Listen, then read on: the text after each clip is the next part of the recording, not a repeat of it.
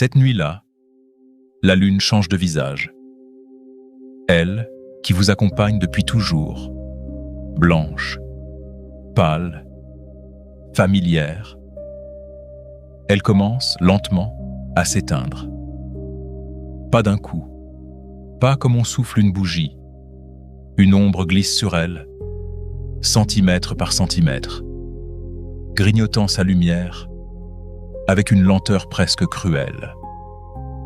C'est la terre qui s'interpose, qui se place avec une précision que rien, ni personne, n'a jamais réglée, exactement entre le soleil et sa compagne. Et pendant un instant, la lune se retrouve plongée dans l'ombre de son propre monde, privée, d'un coup, de la lumière qu'elle nous emprunte chaque nuit, depuis des milliards d'années. On pourrait croire qu'elle va disparaître tout à fait, se fondre dans le noir, avalée par l'obscurité comme n'importe quelle chose privée de lumière. Mais non, elle ne disparaît jamais complètement. Et ce qu'elle devient à la place est plus étrange, plus beau, plus troublant que la simple absence. Elle rougit. Un rouge sombre, profond, presque organique. La couleur d'une braise qui refuse de s'éteindre tout à fait. La couleur qu'on donnait autrefois à la colère des dieux, ou bien à un présage. Pendant des siècles, on a eu peur de cette couleur. On y a vu la fin d'un règne, l'annonce d'un désastre, le sang versé quelque part dans le ciel. Certaines civilisations frappaient des tambours, hurlaient, pour sauver la lune de ce mal qui semblait la dévorer. Elle ne savait pas encore ce que nous savons aujourd'hui. Cette couleur n'est pas un mal. Ce n'est même pas, à proprement parler, une couleur qui appartient à la lune. Elle appartient à la terre. Voici ce qui se passe, dans le silence absolu de l'espace, pendant ces quelques heures rares. Même plongée dans l'ombre de notre planète, la lune ne reçoit pas un noir total. Un peu de lumière continue de l'atteindre. Une lumière qui a dû, pour y parvenir, traverser toute l'épaisseur de notre atmosphère. Et ce n'est pas un seul coucher de soleil qui l'atteint ainsi. C'est tous les couchers de soleil de la Terre à la fois, et toutes les aubes en même temps, de l'autre côté du globe. Chaque horizon qui s'embrase, en cet instant précis, quelque part sur notre planète, au-dessus d'un désert, d'un océan, d'une ville endormie, envoie sa lumière rasante se courber autour de nous et converger comme un immense anneau incandescent jusqu'à la lune. Ce que vous voyez, cette nuit-là, en levant les yeux, ce n'est donc pas une ombre. C'est un cadeau. C'est chaque aurore et chaque crépuscule de notre monde, fondus ensemble, envoyés d'un seul geste, jusqu'à ce compagnon silencieux qui ne connaît, lui, ni ciel bleu, ni crépuscule rouge. Et notre air n'est pas neutre. Il trie la lumière, il filtre, il disperse, il retient certaines couleurs et en laisse passer d'autres. Exactement comme il le fait chaque matin et chaque soir, quand le soleil rase l'horizon et peint le ciel d'orange et de rouge. Le bleu, le violet, toutes les teintes froides et fragiles de la lumière se dispersent dans l'atmosphère et n'en ressortent pas. Seul le rouge, avec sa grande longueur d'onde, le plus tenace, parvient à traverser tout cet air jusqu'au bout. Alors, pendant l'éclipse, ce rayon rouge qui survit à la traversée continue son chemin. Il se courbe autour de la Terre entière, suivant la ligne de notre atmosphère comme une caresse, et va frapper à des centaines de milliers de kilomètres de là le visage silencieux de la Lune. Il faut s'éloigner de nous, jusqu'à elle, pour voir enfin tous nos horizons réunis. Il faut la distance de la Lune pour comprendre à quel point notre monde ne cesse jamais de s'embraser quelque part, pendant que nous dormons ailleurs, sans le voir. La Lune, elle, voit tout cela d'un seul regard, et le porte, un court instant, sur tout son visage. Certaines éclipses la rendent presque orangée, légère, presque timide. D'autres la teintent d'un rouge si sombre, si dense, qu'on dirait du cuivre en train de refroidir. Tout dépend de l'état de notre propre air, ce soir-là, la poussière, les nuages, parfois même la cendre d'un volcan qui s'est réveillé à l'autre bout du monde des mois plus tôt. Alors chaque lune rouge est unique. Chaque éclipse porte, sans le dire, la mémoire de l'atmosphère terrestre au moment où elle a eu lieu. Un instantané invisible de notre propre ciel, peint sur un astre situé à 380 000 kilomètres de distance. On l'appelle parfois lune de sang. Un nom spectaculaire pour un phénomène qui, lui, n'a rien de menaçant. Ce n'est pas une blessure, c'est une empreinte. La preuve, gravée pour quelques heures sur une surface de poussière et de roches, que notre monde ne cesse jamais de tourner, que le soleil ne cesse jamais de se lever quelque part, pendant qu'il se couche ailleurs. La Lune n'a pas de lumière à elle, on le sait déjà. Mais cette nuit-là, plus qu'aucune autre, elle nous le rappelle avec une force presque insoutenable. Tout ce qu'elle nous montre, elle le reçoit d'abord de nous. Le soleil lui donne sa blancheur habituellement.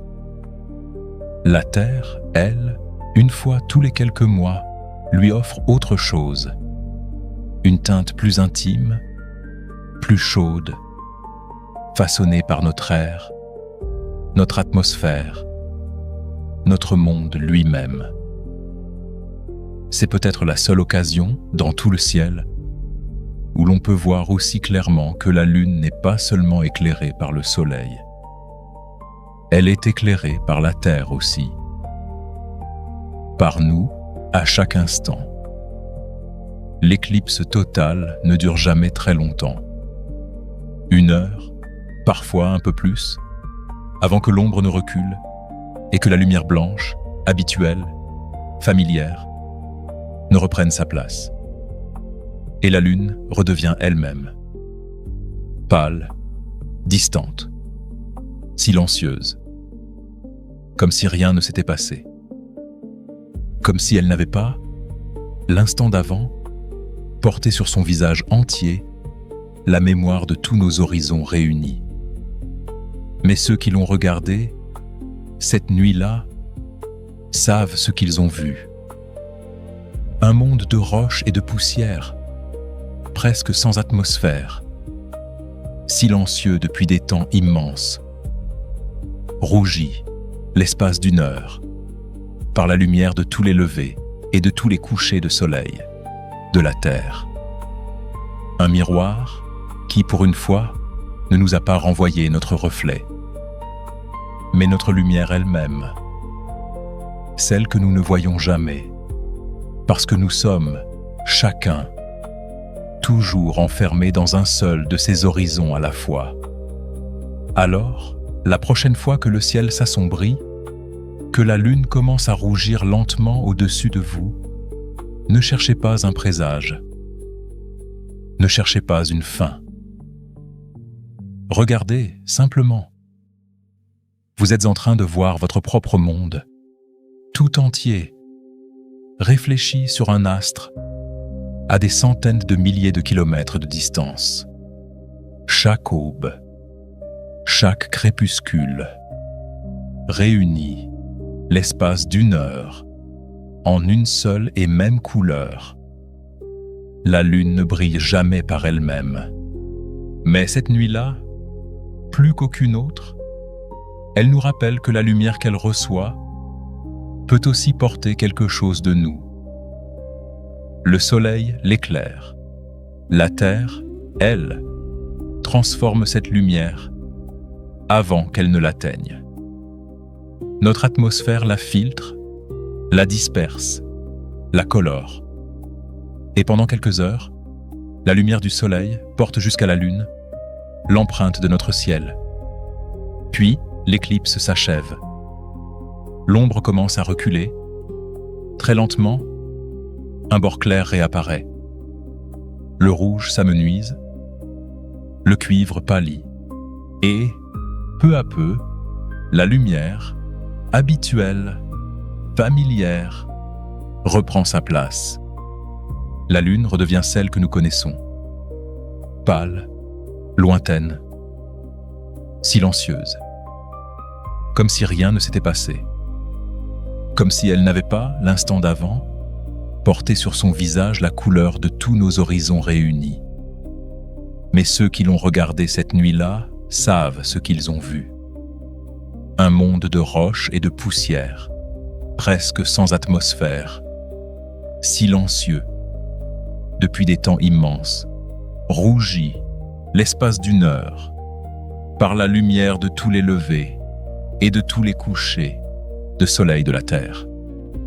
Et puis, le rouge disparaît, mais la lune reste. Elle reste dans le ciel, comme elle l'a toujours fait. Blanche certains soirs, ivoire, argentée, parfois presque bleue lorsqu'elle traverse les couleurs profondes de la nuit. Elle passe derrière un nuage, réapparaît au-dessus d'un arbre, se reflète dans une eau tranquille, éclaire à peine un chemin, un jardin, le bord d'un toit. Et peut-être est-ce ainsi que nous la connaissons le mieux. Pas lorsqu'elle devient extraordinaire, mais lorsqu'elle est simplement là. Nous n'avons pas besoin d'une éclipse pour lever les yeux vers elle. Depuis des milliers d'années, des êtres humains ont regardé cette même lumière. Depuis une fenêtre, depuis un champ, depuis le pont d'un bateau, au bord d'une mer, au milieu d'un jardin silencieux. Ils ne voyaient pas tous la même lune. Elle était plus haute pour les uns, à peine levée pour les autres, cachée par les nuages ailleurs. Mais c'était toujours elle, le même petit monde suspendu au-dessus de nos paysages. Nous savons aujourd'hui ce qu'elle est. Nous connaissons ses cratères, ses plaines sombres, sa poussière. Nous savons qu'elle s'éloigne lentement de nous. Nous avons marché sur son sol. Nous avons rapporté ses pierres. Et pourtant, savoir tout cela ne l'a pas rendue moins mystérieuse. Peut-être même le contraire. Parce qu'il y a une étrange différence entre connaître un monde et le regarder. Une photographie nous montre ses reliefs. Un télescope révèle ses détails. Mais dans un jardin, par une nuit calme, elle redevient simplement une lumière au-dessus des arbres. Petite, presque fragile dans l'immensité du ciel, et pourtant capable de transformer un paysage entier. Elle pose un peu d'argent sur l'eau, un peu de bleu sur les pierres. Elle découpe l'ombre des branches. Elle fait apparaître des chemins que le jour avait rendus ordinaires. Elle donne aux choses familières une autre couleur. Puis, un nuage passe, et tout change encore. Peut-être est-ce pour cela que nous ne nous lassons jamais vraiment de la regarder. Elle est toujours la même, et jamais tout à fait la même. Rouge pendant une éclipse, dorée lorsqu'elle se lève près de l'horizon, blanche lorsqu'elle monte dans la nuit, parfois presque effacée derrière la brume. Elle traverse nos nuits sans bruit. Elle ne nous demande rien, elle n'annonce rien. Elle est là. Et lorsque le phénomène est terminé, lorsque l'explication est connue, lorsque le rouge a disparu, il reste encore cela. Une lune au-dessus d'un jardin, un morceau de ciel, quelques nuages qui passent, et quelqu'un, quelque part, qui lève les yeux